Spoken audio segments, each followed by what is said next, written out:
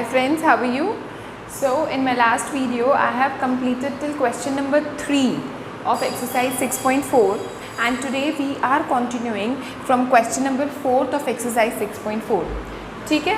So what it says, if areas of two similar triangles are similar, right? Are equal, उनके areas भी equal है. अभी हम यहीं तक ही रीच करते हैं. कॉमा से पहले मैंने आपको पहले भी बताया कि कॉमा से पहले मतलब हमें कि ये सारा हमारा गिवन वाला पार्ट है. गिवन क्या है हमारा कि एक तो हमारे ट्रायंगल्स सिमिलर हैं, यानी अगर मेरे पास दो ट्रायंगल्स हैं ए बी सी और डी ई एफ तो वो दोनों हमारे सिमिलर हैं. ठीक है. दूसरा हमें ये गिवन है कि उनके जो एरियाज़ है वो भी इक्वल है, यानी area of triangle A B C is equal to area of triangle D E F. Right. Prove that they are congruent का मतलब टू प्रूव कि ट्रायंगल ए बी सी जो है वो कॉन्ग्रेंट है ट्रायंगल डी ई एफ के. Right. हमने एक थ्योरम करी थी लास्ट वीडियो में शायद करी थी, थ्योरम 6.6, और जो कि जिसका प्रूफ मैंने बताया था कि according to our reduced syllabus, हमारे वो सिलेबस में नहीं है प्रूफ, लेकिन उसका एप्लीकेशन हम कर रहे हैं. तो उस एप्लीकेशन के उस थ्योरम के हिसाब से अगर हमारे दो ट्रायंगल सिमिलर हैं तो उनके जो एरियाज़ का रेशो होता है वो उनकी कॉरेस्पॉन्डिंग साइड्स के स्क्वायर्स के रेशो के इक्वल होता है. राइट. तो इसका मतलब A B square upon D E square is equal to B C square upon E F square is equal to A C square and D F square. Right. अब हमें तो A B C और D E F का area equal दे रखा है ना, यानी ए बी सी का एरिया जो है वो डी ई एफ के एरिया के इक्वल है और ये मेरा गिवन वाला चीज़ है. अब अगर इस area of triangle D E F को मैं इसके नीचे लेके जाऊंगी तो क्या आएगा? इसके नीचे ले गई मैं और इज इक्वल टू में क्या बचेगा? कुछ भी नहीं, यानी 1. राइट. अब इस चीज़ की जगह मैं 1 पुट कर सकती हूँ, है ना, क्योंकि A B C upon D E F मैंने क्या प्रूव कर दिया? 1 के इक्वल. तो इस चीज़ की जगह मैं 1 पुट कर देती हूँ. तो 1 is equal to A B square upon D E square is equal to B C square upon E F square is equal to A C square upon D F square. ठीक है. यहाँ 1 है तो इसका मतलब अगर A B square upon D E square 1 के equal है तो इसका मतलब A B square is equal to D E square. That means A B is equal to D E. Right. A B D E के equal, similarly B C B E F के equal and similarly A C B D F के equal. किन्हीं दो triangles में अगर A B D E के equal है, B C E F के इक्वल है, ए सी डी एफ के इक्वल है, दैट मीन्स तीनों साइड्स एक ट्रायंगल की दूसरी ट्रायंगल की तीनों साइड्स के इक्वल है. वैसे तो इस क्वेश्चन में फिगर की नीड नहीं है, बट स्टिल अगर तुम्हें ऐसे समझ नहीं भी आ रहा तो यहाँ पर दो ट्रायंगल्स बना सकते हो आप, सिंपल ए बी सी और डी ई एफ. चलो अब देखो, ए बी डी ई के equal, B C E F के equal, right, and A C D F के इक्वल. ये तीनों साइड्स हमारी इक्वल आ गई और हमें प्रूव करना था कॉन्ग्रेंट. तो by S S congruency triangle A B C will be congruent to triangle D E F. Right. Hence proved. Fourth question. D, E, F are respectively the midpoints of A, B, B, C and C, A of triangle A, B, C. मतलब कि अगर मैं ये triangle बनाती हूँ A, B, C तो D किसका mid point given है? D मिड पॉइंट गिवन है A, B का, यानी ये मेरा D है. E किसका मिड पॉइंट है? B, C का, यानी ये मिड पॉइंट है. एंड F किसका मिड पॉइंट है? C, A का, यानी ये. और इसको अब मैं ज्वाइन कर देती हूँ. ठीक है. So this is my figure and ये क्या बोल रहे हैं? Find the ratio of areas of, to find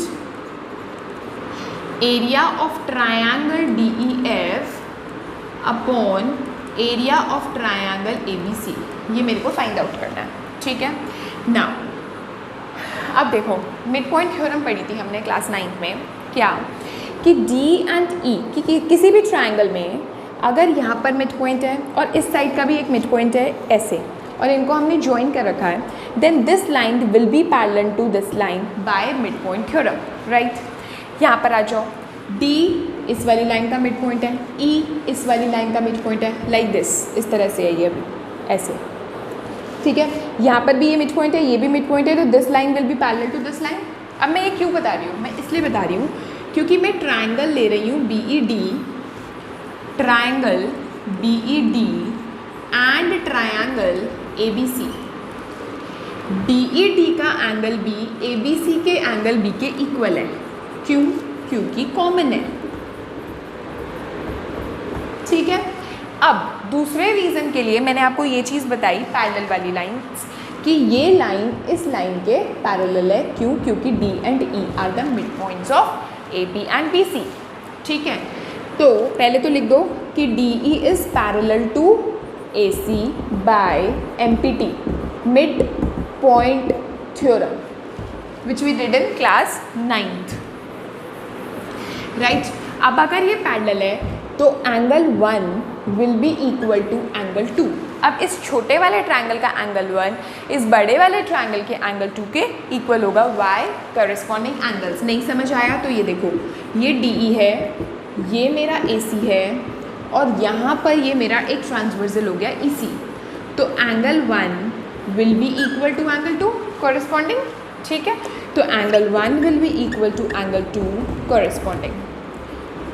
और जब ये दोनों एंगल्स इक्वल हो गए, ये दोनों रीजन्स हो गए, तो बाय AA सिमिलैरिटी हमारे कौन से ट्रायंगल सिमिलर हो गए? BED is similar to triangle BCA। कैसे लिखी मैंने नेम्स? D की जगह B, E की जगह C, क्योंकि ये E और ये C एंड देन बचा हुआ पार्ट, ठीक है। अच्छा, अब BED is similar to BCA हो गया।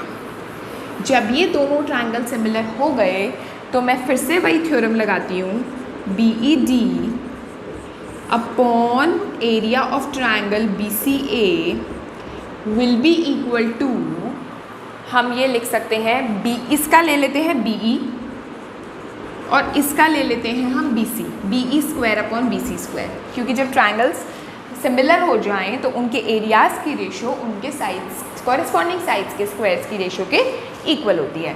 लेकिन जो BC है उसको मैं ट्वाइस ऑफ BE लिख सकती हूँ, क्यों? क्योंकि E जो है, बिकॉज यहाँ लिख देते हैं, बिकॉज जो E है वो मेरा मिड पॉइंट है, गिवन है मेरे पास, है ना। जब E मिड पॉइंट है तो BC will be twice of BE, right. Now तो अब मेरा आ गया area of triangle BED upon area of triangle ABC is equal to BE square upon 4BE square. तो ये कट गया मेरा और ये आ गया 1/4, ठीक है। Now let area of triangle ABC मैंने x मान लिया, let area of triangle ABC मैंने x मान लिया। तो जब ये मेरा 1/4 के इक्वल आया है तो 1/4, ये जो नीचे ABC आना है उस ABC को मैं ऊपर ले जाती हूँ, तो वो क्या आ गया? x आ गया, क्योंकि इस ABC की जगह मैंने x पुट किया है। यहाँ पर अगर मैंने x पुट किया है तो वो x नीचे से उधर चला गया, 1/4 के साथ ऊपर चला गया, राइट। तो ये आ गया। अब जिस तरह से मैंने BED को ABC, सबसे शुरू से मैंने क्या किया? मैंने ये किया कि BED को ABC के सिमिलर प्रूफ किया और फिर BED को 1/4x ले आई। इसी तरह से मैं इसको भी ABC के सिमिलर प्रूफ कर दूंगी तो ये भी 1/4x होगा, इसको भी ABC के सिमिलर प्रूफ कर दूंगी, ये भी 1/4x होगा, करेक्ट। तो मैं यहाँ पर ये लिख देती हूँ कि एरिया ऑफ ट्रायंगल CFE और area of triangle ADE they both will also be equal to 1/4x, correct। ठीक है, अभी ये क्वेश्चन कंप्लीट नहीं हुआ। अभी हम क्या करेंगे,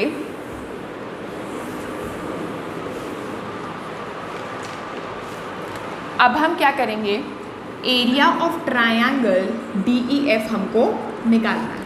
ठीक है, एरिया ऑफ ट्रायंगल DEF क्या होगा, एरिया ऑफ ट्रायंगल ABC में से अगर मैं इस पूरे में से अगर मैं इसका इसका और इसका माइनस कर दूँ, यानी area of triangle ADEF minus कर दो area of triangle DBE and area of triangle FEC, इन सबको माइनस कर दो। क्या करा मैंने, ये इस पोर्शन का एरिया निकालना है मुझको, तो पूरे ABC में से अगर मैं इसका इसका और इसका माइनस कर दूंगी तो ये बीच वाले पोर्शन का एरिया आ जाएगा, राइट। तो x में से, ये x माना था मैंने यहाँ पर, है ना, इस x में से 1/4x 1/4x 1/4x 3 बार मैंने सबट्रैक्ट कर दिया, तो मेरा क्या आ जाएगा, मेरा आ जाएगा, अगर मैं LCM लेती हूँ तो ऊपर आ जाएगा 4x minus x minus x minus x, ठीक है ना। तो फिर से क्या आ जाएगा 1/4x, राइट। अभी मेरे को निकालना क्या था, DEF और ABC का एरिया का रेशो, तो बस फिर आ गया हमारा DEF upon ABC will be equal to, DEF मेरा क्या आ चुका है 1/4x और ABC मैंने क्या माना हुआ था x, तो x से x cancel 1/4 which is 1/4 is the answer. So this is the sixth question. Prove that the ratio of areas of two similar triangles, ध्यान दो similar triangles, triangle similar है, ठीक है, is equal to, ratio of areas आ जाए ना तो कुछ कुछ relate कर दिया करो थ्योरम 6.6 से, ठीक है। ratio of the areas of two similar triangles is equal to the square of ratio of corresponding medians। अभी हमें नहीं समझ आया कि हमको प्रूफ क्या करना है, देखते हैं। पहले तो दो सिमिलर ट्राइंगल्स हैं, तो पहले तो मैं दो ट्राइंगल्स बना लेती हूँ, लाइक DEF, ये मेरे दो ट्राइंगल्स हैं और ये मेरे दो ट्राइंगल सिमिलर है। अभी तक हमको यही समझ आया है, तो वो मैं लिख देती हूँ कि गिवन में मेरा हो गया कि ट्राइंगल ABC जो है वो ट्राइंगल DEF के सिमिलर है। अब जब सिमिलर है तो एंगल A जो है वो एंगल D के इक्वल है, एंगल B एंगल E के इक्वल है, एंगल C एंगल F के इक्वल है, and also AB upon DE is equal to BC upon EF is equal to AC upon DF। ये हमारा सारा का सारा पार्ट गिवन है और मैंने क्वेश्चन अभी तक यहीं तक समझा है। आगे वो कहते हैं टू प्रूव में क्या है, इज इक्वल टू एरिया, मतलब टू प्रूव में क्या है, ratio of the areas of two similar triangles, मतलब जो उनके एरियाज की रेशो है वो हमें किसके इक्वल प्रूव करनी है, is equal to the square of the ratio of corresponding medians. Theorem क्या थी, थ्योरम ये थी कि is equal to the square of the ratio of their corresponding sides, right. और यहाँ पर क्या है, is equal to the square of the ratio of the corresponding medians. Medians मतलब जो ऑपोजिट साइड को दो इक्वल पार्ट्स में डिवाइड करें, and DM this is equal to this, ये मीडियंस हो गए। तो देयरफॉर मेरे को ये प्रूव करना है कि ये इसके इक्वल है, मीडियंस के स्क्वायर्स की रेशो के इक्वल है, ठीक है। अच्छा, मेरे को जब दो ट्रायंगल सिमिलर दे रखे हैं तो थ्योरम के हिसाब से मैं ये तो लिख सकती हूँ ना, ABC upon DEF corresponding sides की रेशो के इक्वल है। तो इसका मतलब मैं लिख देती हूँ AB square upon DE square is equal to BC square upon EF square is equal to AC square upon DF square. ये तो थ्योरम के हिसाब से आ गया, और जो कि मैंने अपनी लास्ट वीडियोज़ में आपको थ्योरम का प्रूफ भी करवाया था, ठीक है। अभी आते हैं हम छोटे वाले ट्राइंगल्स पे, यानी in triangle ABL and triangle DEM, right. पहले तो मैं इतना पोर्शन उठा रही हूँ, ये जो मेरा ये गिवन वाला पार्ट है ना, ये मेरा, ये दोनों चीज़ें उठाती हूँ, AB upon DE is equal to BC upon EF, ठीक है। ये जो BC अपॉन EF है ये मेरा यहाँ पर लाई नहीं कर रहा इन दो ट्राइंगल्स में, और AB अपॉन DE लाई कर रहा है, तो AB अपॉन DE को मैं नहीं कुछ भी करूँगी, और यहाँ पर मैं ऊपर नीचे 1/2 और 1/2 से मल्टीप्लाई कर दूँगी, ठीक है। तो इससे मेरा क्या मतलब मेरा क्या मोटिव सॉल्व होगा, BC का जो हाफ है वो BL है, एंड जो EF का हाफ है वो EM है ना। तो अब जो ये BC अपॉन EF मेरे ट्रायंगल्स में लाई नहीं कर रहा था, BL अपॉन EM मेरे ट्रायंगल्स में लाई कर गया ना, ये BL, ये EM और ये AB, ये DE, अगर मुझे इन दो ट्रायंगल्स को सिमिलर प्रूव करना है तो, है ना। बट अभी भी एक रीज़न मुझे और चाहिए, वो एक रीज़न क्या होगा, angle B is equals to angle E, जो कि गिवन है। क्यों? क्योंकि बड़े वाले ट्रायंगल्स हमारे सिमिलर है। ये देखो मैंने गिवन वाला सारा का सारा पोर्शन यहाँ पर लिख रखा है, राइट। तो angle B is equal to angle E, ये भी हमारा गिवन हो गया। तो SS और A यानी SAS बाय SAS सिमिलैरिटी हमारे ट्रायंगल्स सिमिलर हो गए। और नेमिंग बहुत इंपॉर्टेंट, तो हम नेम करते हैं अब। Triangle ABL is similar to triangle, देखो इसका B वाला पार्ट इसके एंगल, इसके E वाले एंगल के इक्वल है, तो ये जो B है बीच में है तो E भी यहाँ पर बीच में आएगा, राइट। अब ये जो AB है उसके नीचे क्या है, DE, तो AB यानी ये, और यहाँ पर क्या आना चाहिए, DE, तो ये आ गया DE, और तीसरा क्या बचा, M। तो हमारे ये दो छोटे वाले ट्रायंगल्स हमारे सिमिलर हो गए, राइट। अभी हम क्या करेंगे, अब हम क्या करेंगे, जब हमारे triangle ABL is similar to triangle DEM हो चुका है, तो AB upon DE is equal to AL upon DM लिख सकती हूँ मैं, राइट। लेकिन यहाँ पर क्या था, यहाँ पर ये था but area of triangle ABC upon area of triangle DEF जो है वो किसके इक्वल है, AB square upon DE square के। मैं ये वाली चीज़ लिख ही नहीं रही हूँ क्योंकि रिक्वायरमेंट नहीं है, AB square upon DE square के। बट AB अपॉन DE तो AL अपॉन DM के इक्वल है, तो इस AB अपॉन DE की जगह मैं क्या लिख सकती हूँ, AL square upon DM square, hence proved. क्यों? क्योंकि हमें यही लाना था कि दोनों की एरियाज़ की रेशो, दोनों सिमिलर ट्रायंगल्स की एरियाज़ की रेशो किसके इक्वल है, किसकी रेशो के इक्वल है, मीडियंस के स्क्वायर्स की रेशो के, right. So now this is the 7th question. Prove, figure खुद बनानी है, ध्यान से सुनना। Prove that the area of an equilateral triangle described on one side of a square, यहाँ तक पढ़ते हैं पहले। स्क्वायर, तो पहले मैं एक स्क्वायर बनाती हूँ। इक्विलेटरल ट्रायंगल बनाना है, कहाँ पर बनाना है, स्क्वायर की साइड के ऊपर। तो मैं कहीं पर भी बना सकती हूँ और मैंने बना दिया यहाँ पर, ठीक है। अच्छा, इसका एरिया प्रूव दैट है, तो टू प्रूव इसका एरिया इस वाले इक्विलेटरल ट्रायंगल का, that means this is an equilateral triangle, इसका एरिया किसके इक्वल है, half the area of equilateral triangle, वो भी एक इक्विलेटरल ट्रायंगल है, कहाँ पर है, described on one of its diagonals, मतलब कोई भी डायगोनल बना सकती हूँ, AC भी BD भी, मैंने AC बना दिया इसके ऊपर, यहाँ पर, ठीक है।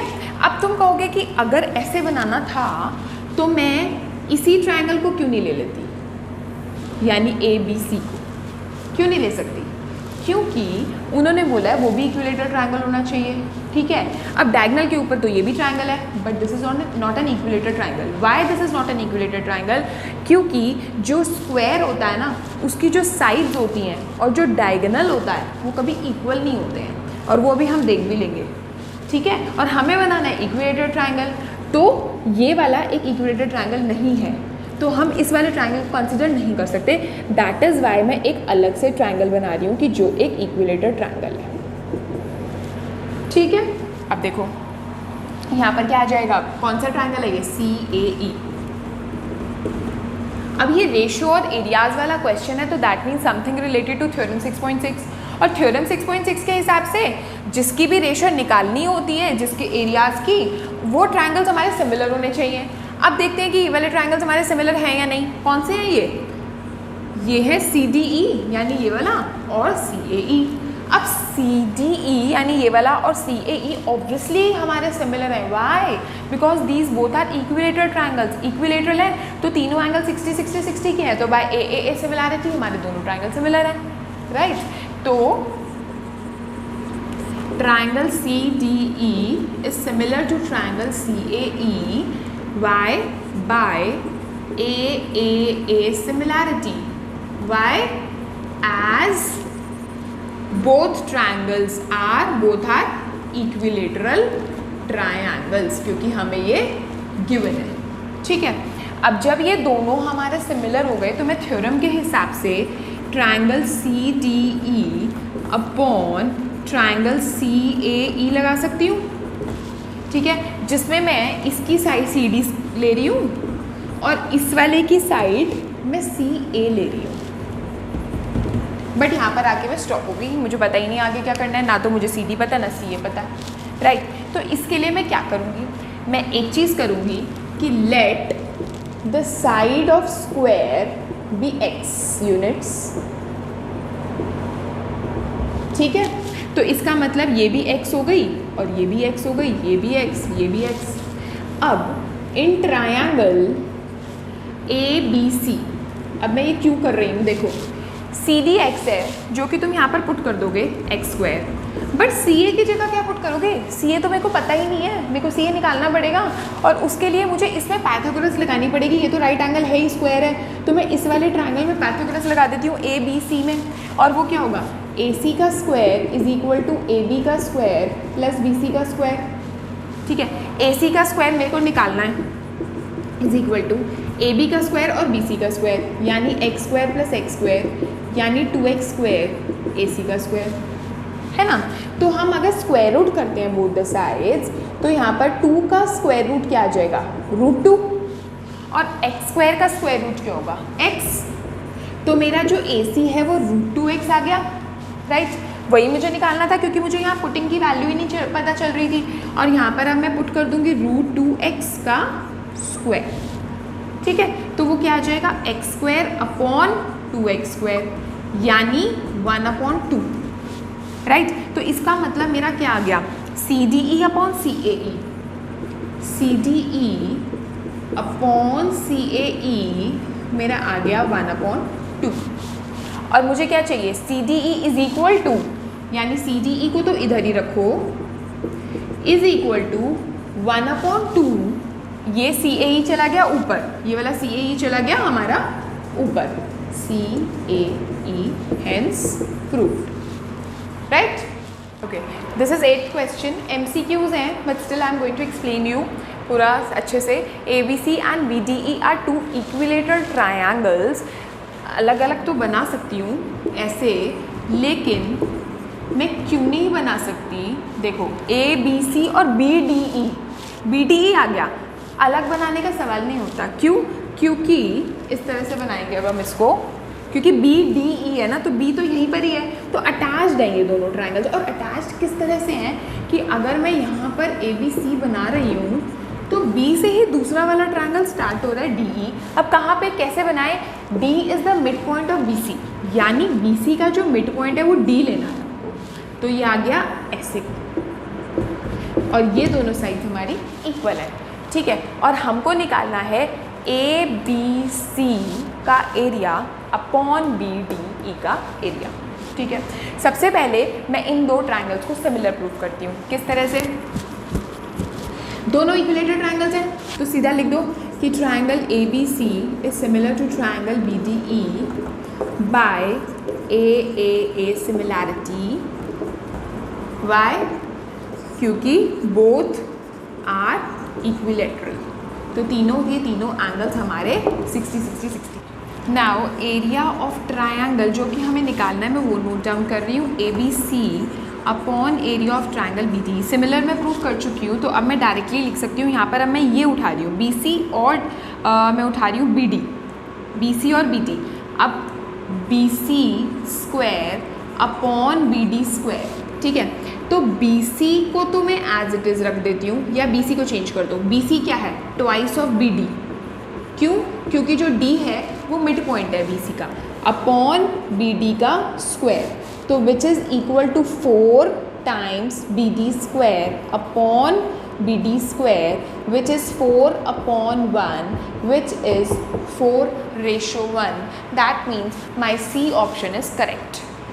So guys, this is finally the last question, which is very easy. Options are given. Question में सिमिलर ट्राइंगल्स गिवन है मेरे को, साइड्स ऑफ 2 सिमिलर ट्राइंगल्स हैं, साइड्स उनकी जो है उनकी रेशो 4:9 है. ऐसे बहुत सारे क्वेश्चंस किए हैं क्या कि जब हमारे पास 2 ट्राइंगल्स हैं और सिमिलर है, फॉर एग्जांपल अगर मेरे पास ट्राइंगल ABC और DEF है और दोनों मेरे पास क्या है, सिमिलर है, तो जब सिमिलर होते हैं तो जो उनके एरियाज़ की रेशो होती है वो उनकी कॉरस्पॉन्डिंग साइड्स के स्क्वायर्स की रेशो के इक्वल होती है. तो हमने लिख दिया फॉर एग्जांपल कोई भी 2 साइड्स ले लो, corresponding AB square upon DE square लिख दिया. ठीक है, मेरे को क्या गिवन है, साइड्स की रेशो क्या गिवन है, 4:9. ठीक है, तो इसका मतलब मेरे को गिवन है AB अपॉन DE जो है वो मेरे पास 4/9 है, और मेरे को ये चीज़ फाइंड आउट करनी है, एरियाज ऑफ द ट्राइंगल्स की रेशो.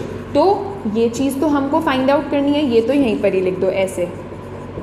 ठीक है, और is equal to AB square upon DE square मेरे को निकालना है, और AB अपॉन DE 4/9 है, तो मैं यहाँ पर 4/9 का स्क्वायर लिख दूंगी जो कि मेरा आ जाएगा 16/81. 4 4 ज़ा 16, 9 9 ज़ा 81 is the answer. That means my last option is correct. So we have completed finally this exercise, which was exercise 6.4, and in next video firstly I am going to explain you Pythagoras theorem. Pythagoras theorem तो आप बोलोगे हमको आती है, but I am going to explain you the proof of Pythagoras theorem, then converse of Pythagoras theorem, and then further examples. Okay, till then, bye bye.